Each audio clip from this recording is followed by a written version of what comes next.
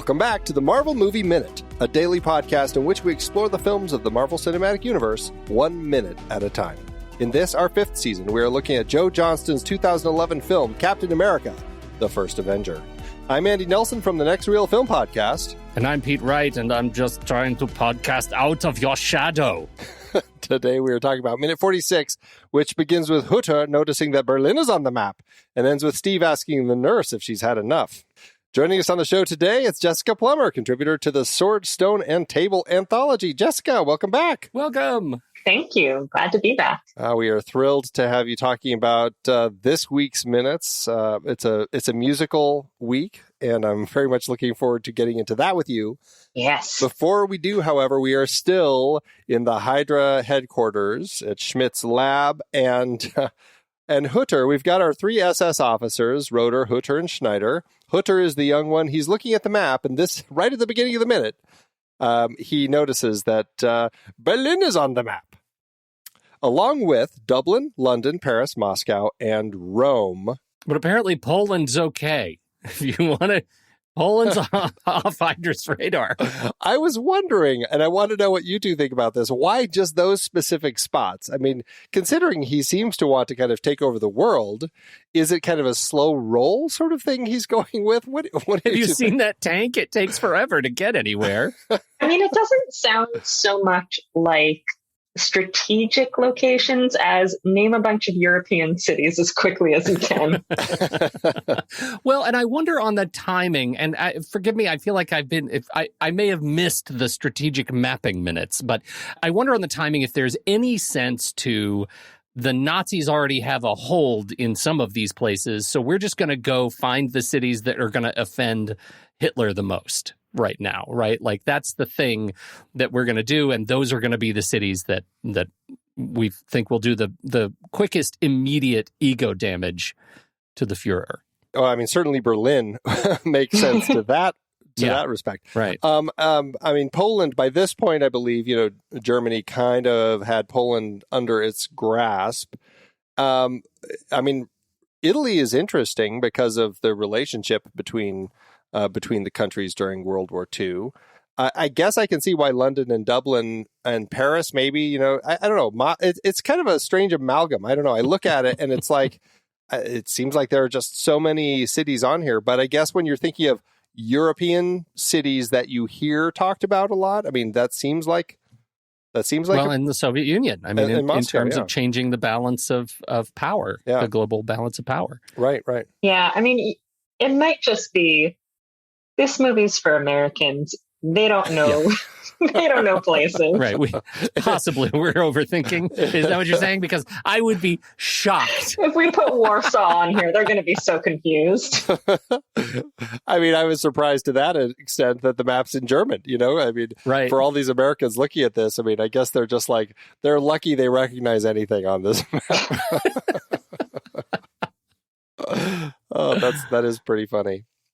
And I liked also that it looked like, I couldn't tell if Schmidt had like just anger tacked in a bunch of things or if he'd kind of slid the map a few times, because there's a bunch of tears around some of the tack holes, which I don't know. Anger. He's a sloppy tacker. Some of those he found just with darts and then replaced them later. Maybe it's just places he's been and he didn't enjoy it. And he's like, I had terrible service in Dublin. Taking them out. That's right. This is his Airbnb review map. That's what he's doing. Jessica, I'm so glad you're here. We never would have noticed that. That spaghetti in Rome was the worst. It was the worst. It's very funny. I also like to think that maybe one of the first things Zola was working on when he's so excited about all of the things that he gets to use the Tesseract energy for, it was a tack shooter that he was working on to start shooting tacks and things. Who needs to push them in? I just want a Tesseract battery to do it. I mean, that thing has a lot of dexterity, especially for the 40s. So yeah, you could shoot tacks with it. Yes, yeah, absolutely. Why not? Well, and you can tell how satisfied he is. This is actually the highlight of the minute, that it is him clearly in target practice mode, right? The look on his face, how satisfied he is when he makes contact, and how grumpy he is when he has to do a shot a second time. That's the best part. He's so good. He's so good. It is a great minute. So yeah, I mean, to your point, so Hooder makes this realization, Berlin is a target. This is that point.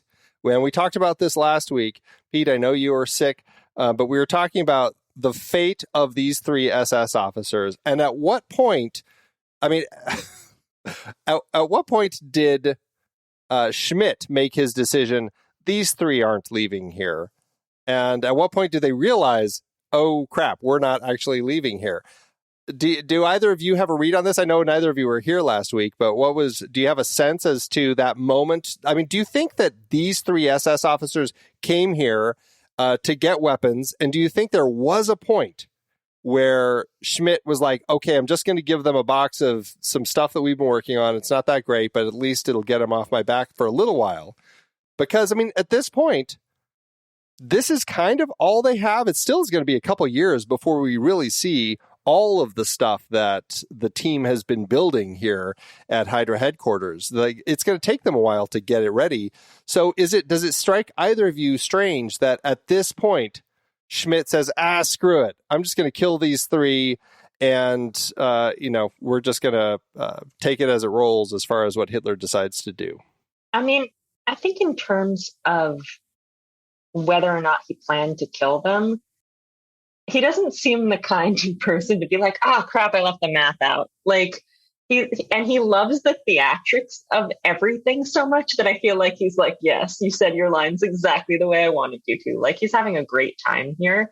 And I mean, I could be misremembering details of the movie, but even if he doesn't have everything totally ready, it doesn't really seem to matter what Hitler does, because he doesn't try to stop. Like, they're only fighting the Allies after this. Hitler doesn't seem to actually take any further steps against Hydra.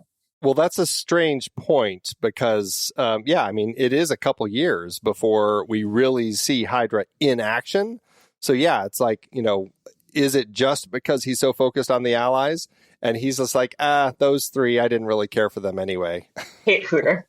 They were red shirts the moment they came into the bunker. Like, I think you get it at second 2 in this minute when they say Berlin's on this map. Well, it was really the last minute. And like I said, neither of you were here, but there's that point where Schneider says that, he calls you Red Skull. It's kind of like he's calling Hitler out, saying, he calls you the Red Skull. And that was the moment where Schmidt kind of turns and says, oh, yeah, let me show you this stuff. So it seemed like there was a turning point for him. Well, I think his motivation may have shifted, but I have the feeling those guys weren't ever going to leave. Okay, anyway.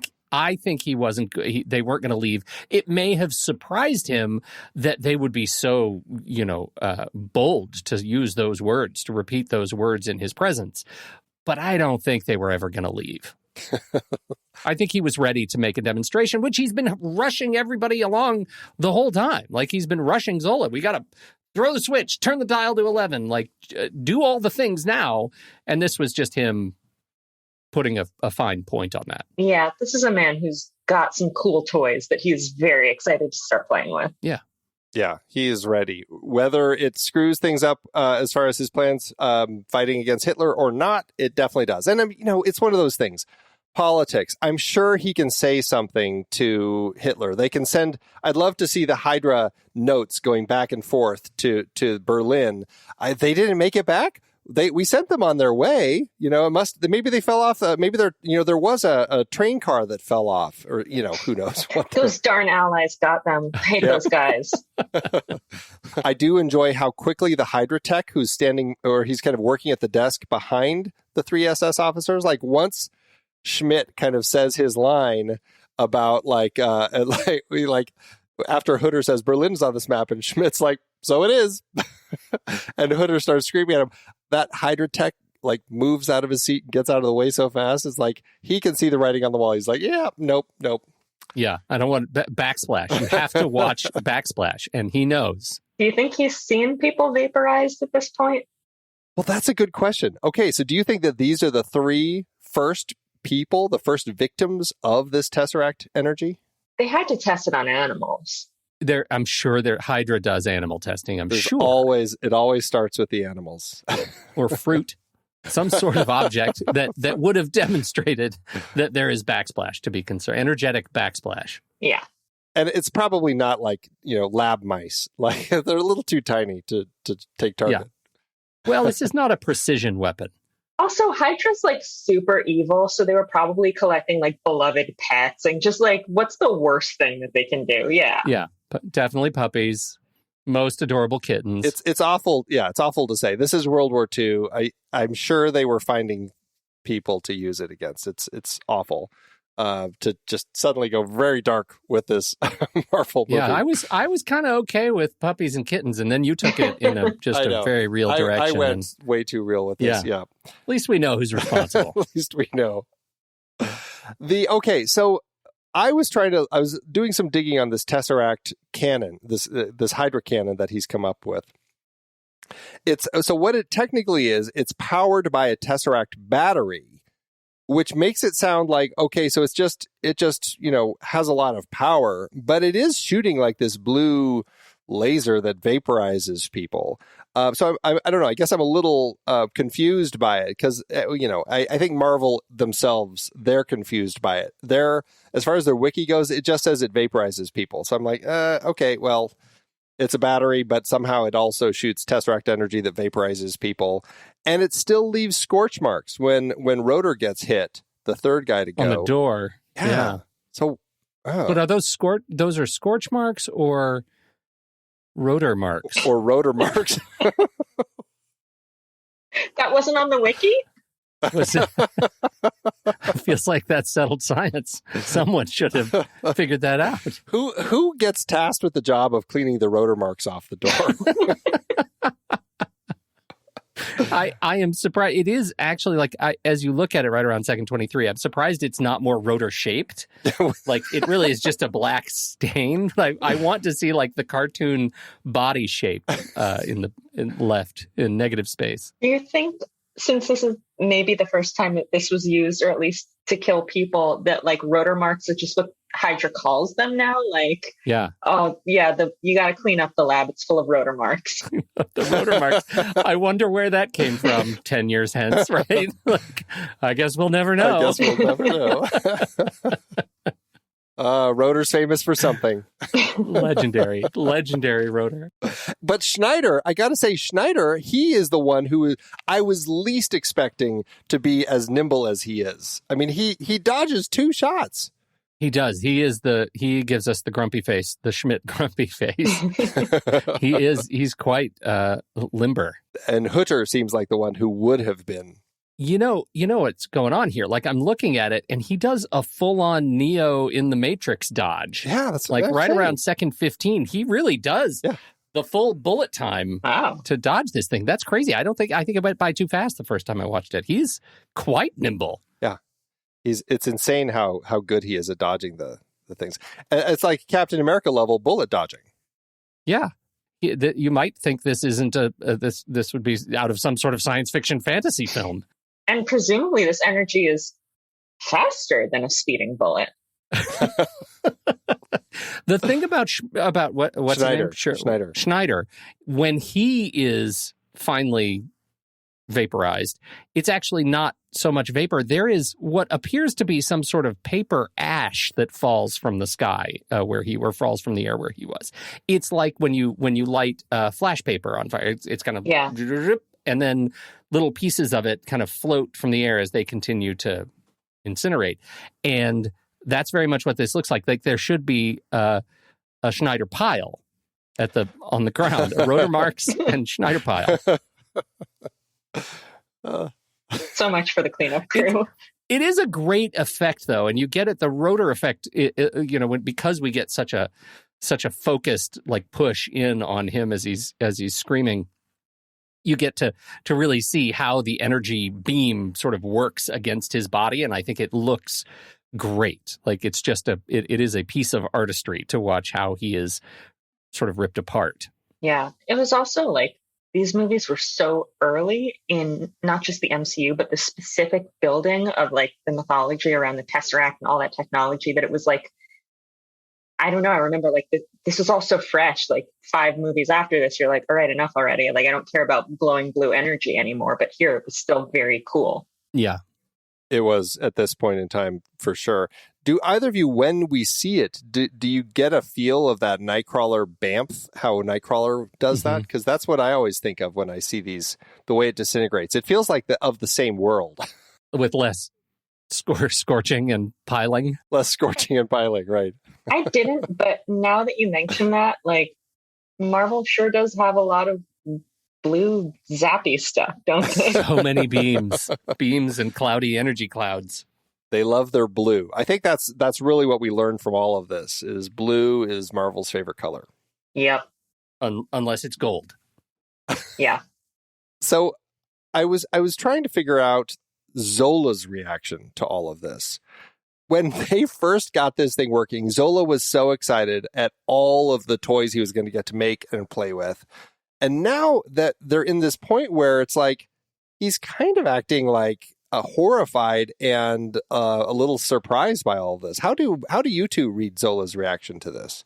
It could be that he, it was all theoretical. Maybe they have only been testing on animals and he hadn't seen it used against a human before. Maybe it's just the idea of seeing it used against Germans. Maybe, I don't know how willfully naive we want to make him, but I can't remember, did he know that Schmidt was planning on striking out on his own?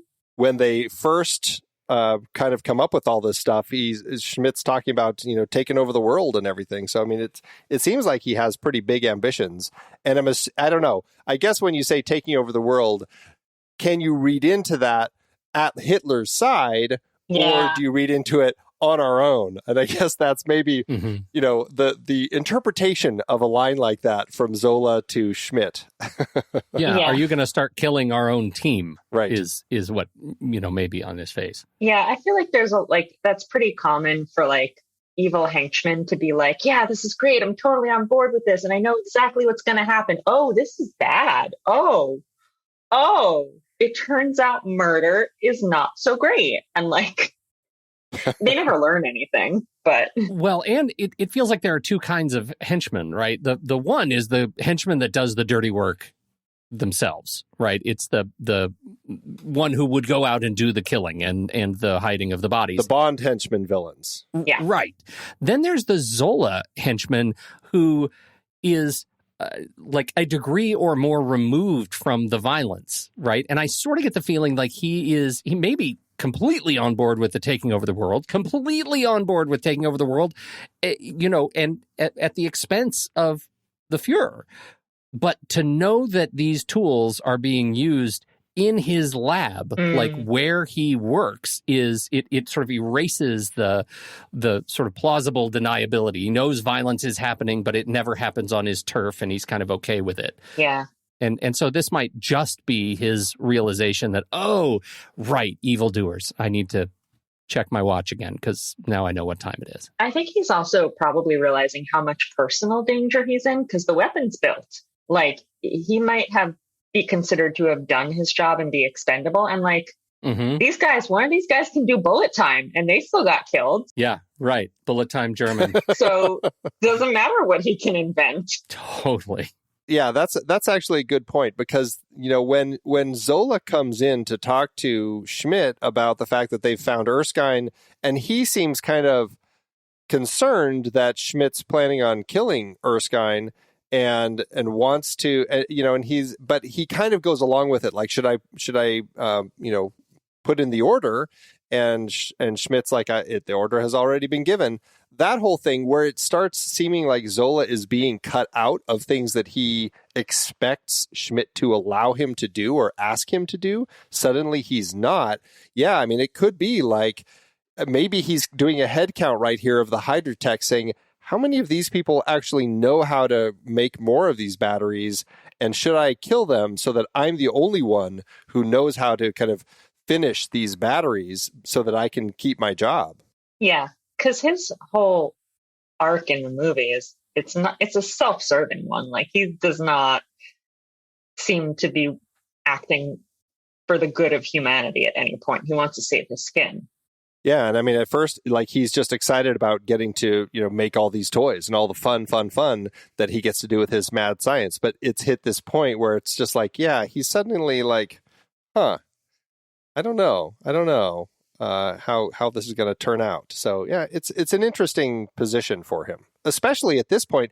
This is all happening the same day that Kruger went to kill Erskine. None of these people know if he has succeeded or if he has failed. I mean, I guess, they're Hydra, they're Nazis. They're assuming that everything's going to succeed, but still, they don't actually know yet. So as far as they know, there could be, Kruger could have been caught and there could be dozens and dozens of super soldiers suddenly. Yeah, right. That's exactly right. I think he's guarding his position. It does. Right after this moment, we have the show of allegiance, right, where he says "Hail Hydra," and then the three guys in the back get both of their arms up so fast, so fast that it's almost comical. I almost expect Schmidt to say, "You guys settle down. It's all right. I know you're okay. That was too much. But Zola, he actually feels guarded and maybe a little bit panicked at the level of allegiance he now wants to show to this new world order. Clearly, this demonstration of power of the power that he helped to architect was showing its sort of burning edges for him. He wasn't able to jump with both hands up. I think that's another beat of awareness for Zola to just stop and take stock of where he is. And we get to watch him make the decision, I need to be on Team Schmidt right now. I can't be quite so self-serving because of the balance of power is shifted. Yeah. I feel like it's such a stock, like, World War II trope to have that one, like, the characters who are, like, really enthusiastically hiling, and then the one character who's like, I don't know, I can't. All right. Like, I don't know. I don't mean that in like a dismissive way. I just feel like they use it very effectively here.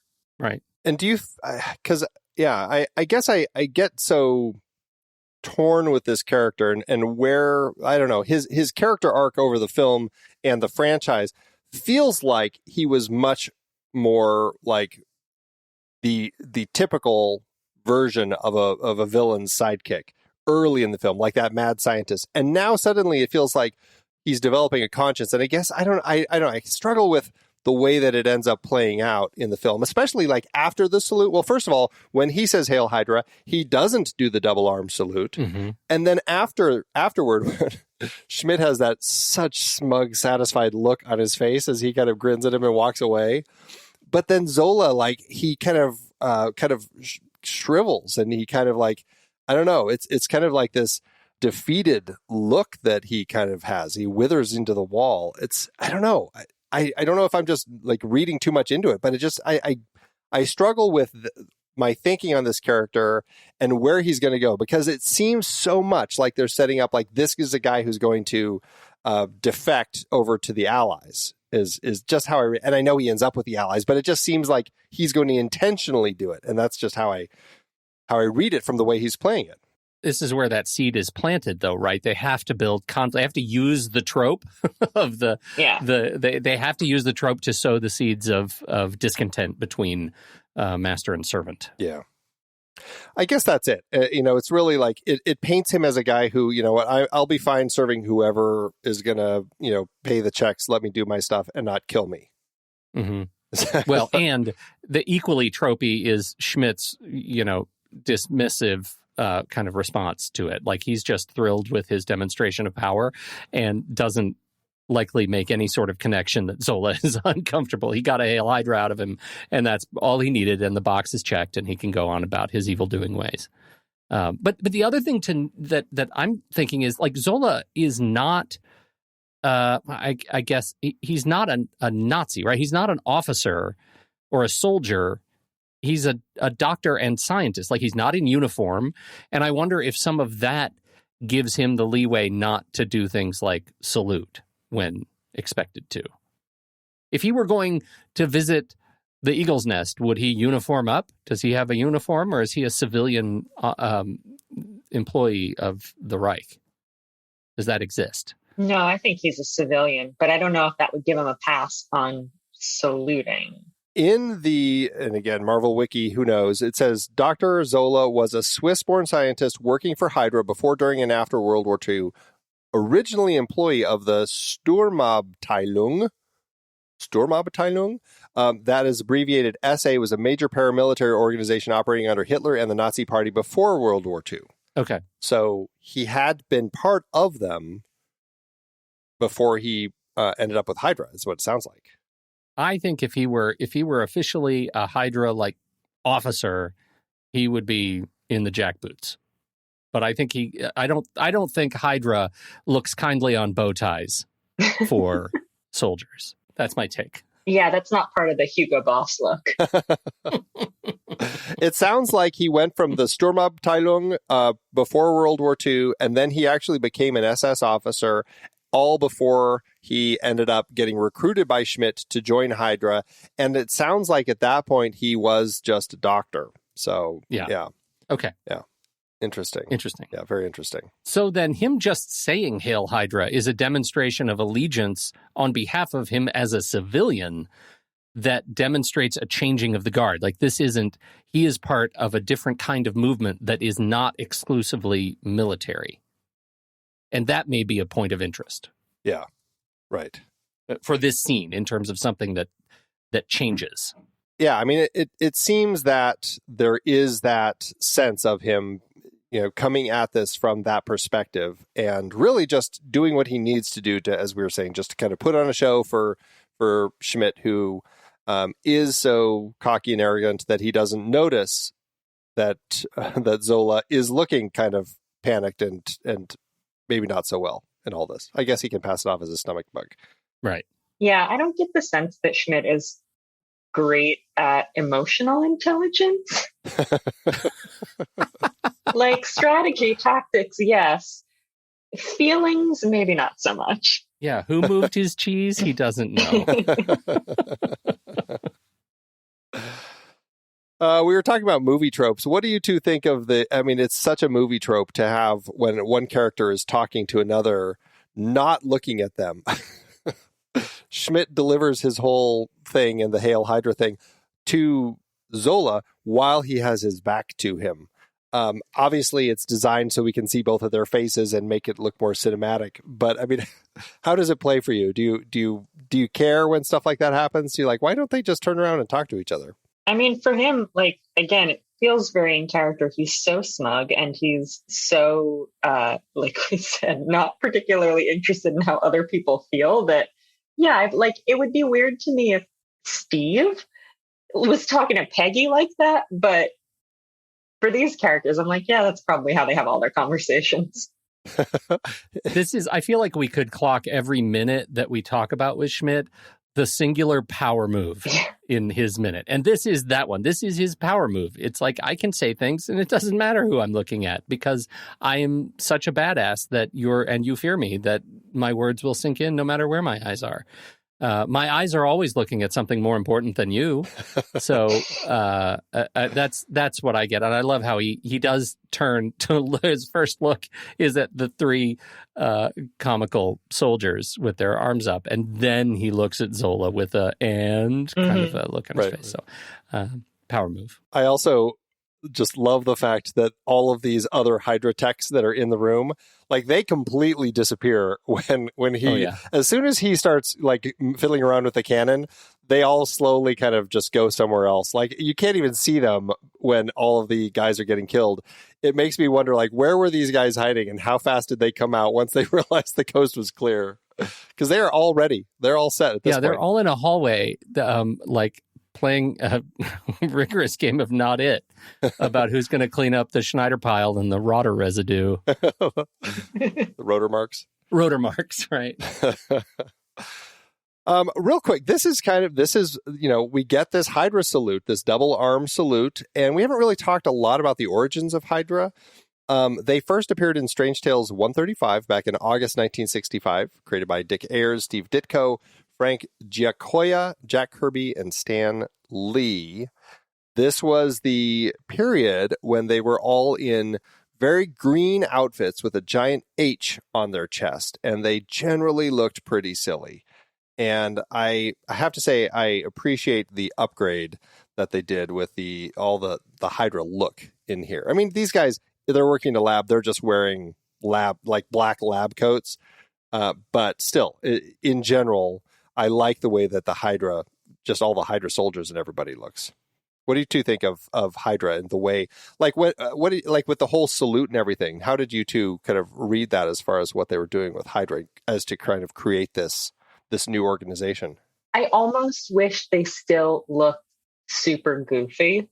And not like, I understand why they don't. Like, I understand that they like the whole point is to create a threat here, like what feels like a compelling threat that Captain America has to fight. Like, I get it, and like making them silly would undermine the point of the movie. But there's this really fantastic video on YouTube by Lindsay Ellis where she talks about Mel Brooks and the producers and like, how do you talk about Nazis and how do you put Nazis in movies and not accidentally go, wow, Nazis are really cool. And there is that sort of element of like, when they look really sleek and effective, even though you're saying, wow, this is bad, there's that subtext of looks pretty cool though.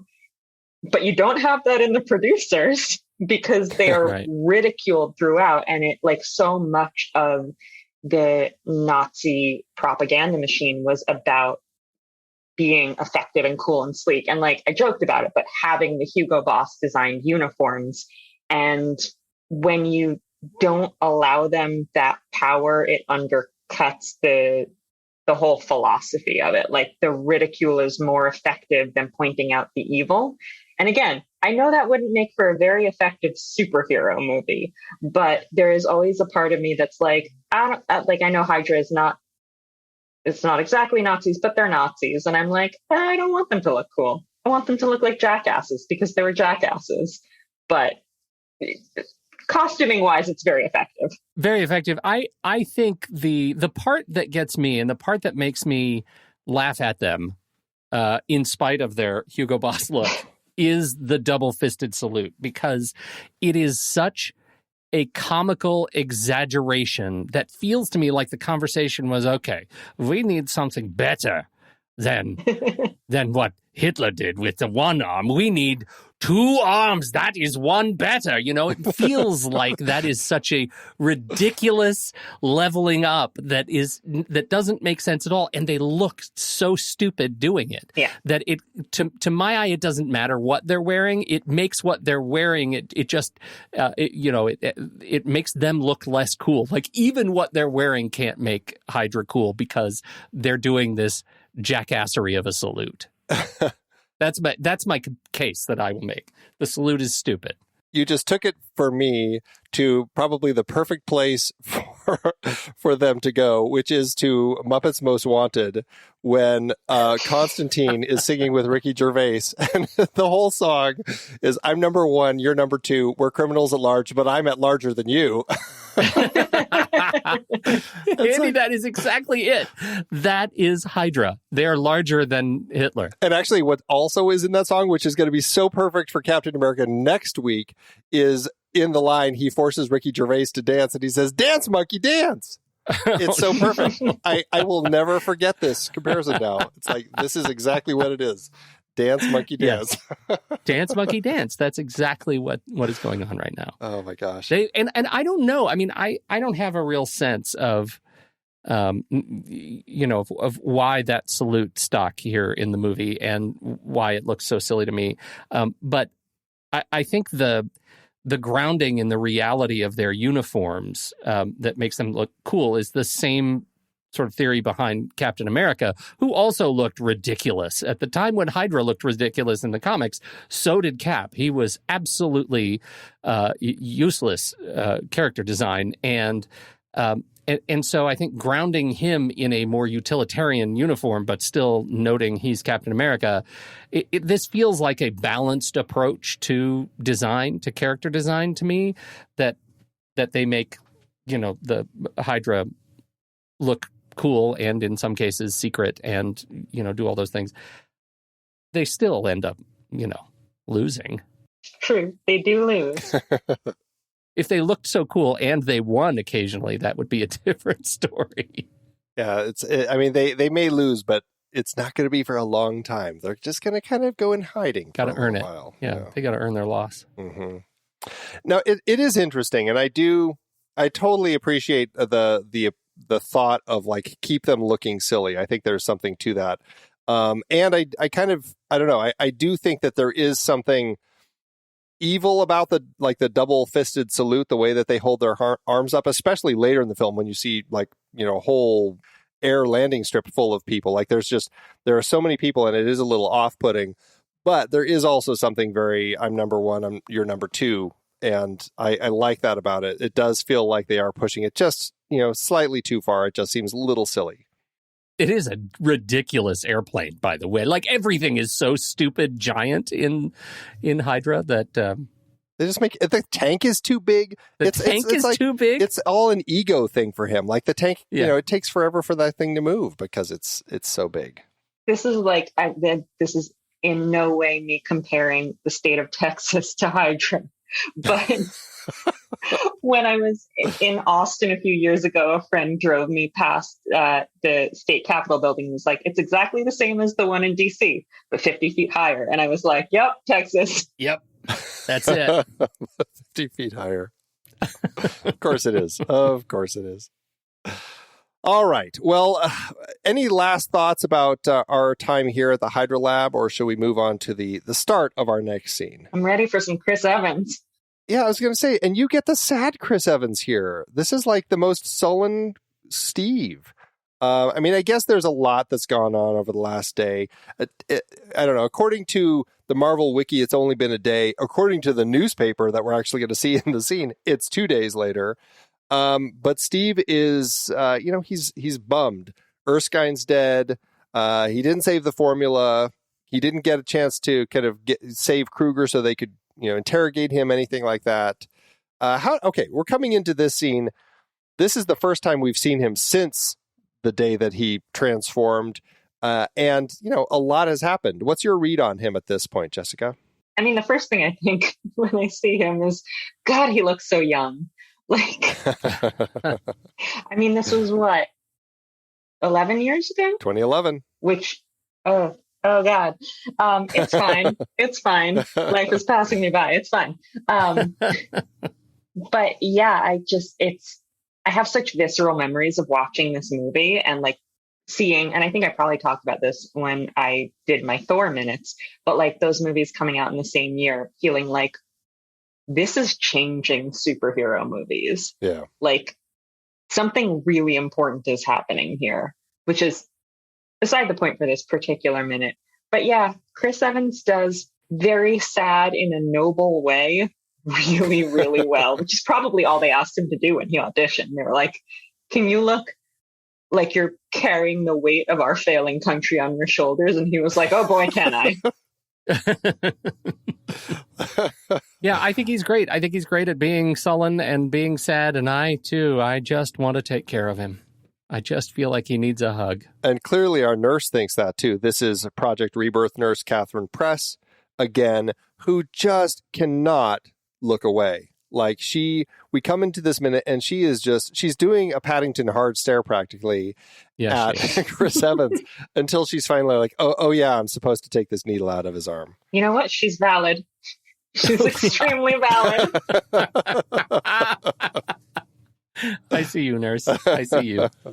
It is great. It is great. So she's taken, this is the last of the vials of blood. They now have 12 vials of Steve Rogers' blood in a little thing that will come into play more. Are you an Agent Carter series fan, Jessica? Have you watched that show? Yep, I watched it.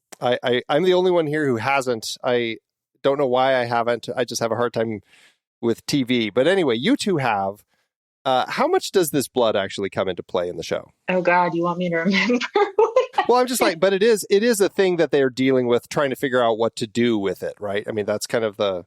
Yeah, I feel like I could, it's been years, but I feel like there's like it ends with Peggy having like the last vial and she lets it go rather than, but she like drops it in the water. So she gets rid of it rather than allow this whole process to continue.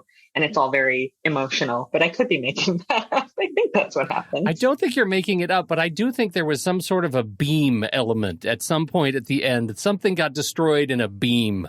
Well, as we've established, they love beams. Marvel beams. Yes, this is why I feel like it's important we acknowledge Agent Carter had beams, and also they destroyed some things. So, isn't it funny though that like this is Captain America's blood central to Agent Carter?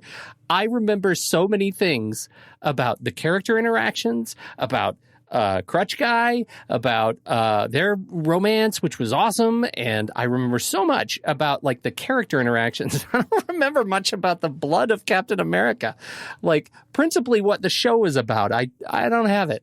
But I think that's kind of how TV works. Like it has to work on the relationships because they've got to fill like 12 or 22 hours or however long it is. So it really, I mean, I think I'm with you. I remember the character dynamics. I remember all these like fun little interactions with Jarvis and his wife. Oh, Jarvis. And so much misogyny she was dealing with. They really heavied up on the misogyny. Like I remember all that. Yeah.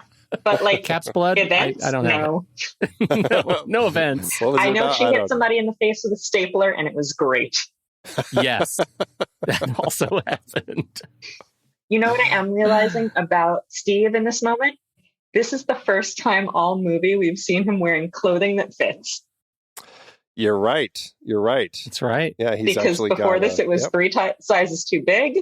And in the previous scene, it was definitely too small. Way too small.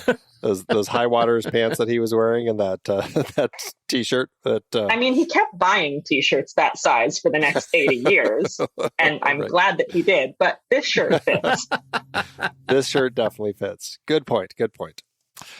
All right. Well, any last thoughts on this minute, or should we wrap it up and we can start finishing this scene when we get back tomorrow? What do you think? Yes. Yep. All right. Well, everybody, remember, you can join our Discord community.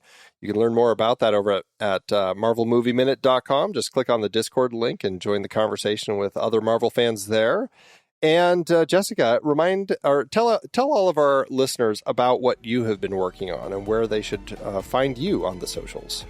So you can find my writing at Book Riot, where I'm a contributing editor, writing mostly about comics. And you can find me on Twitter at Jess_Plummer. Fantastic.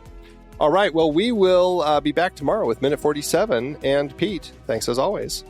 You will be punished for your insolence. Until next time, true believers.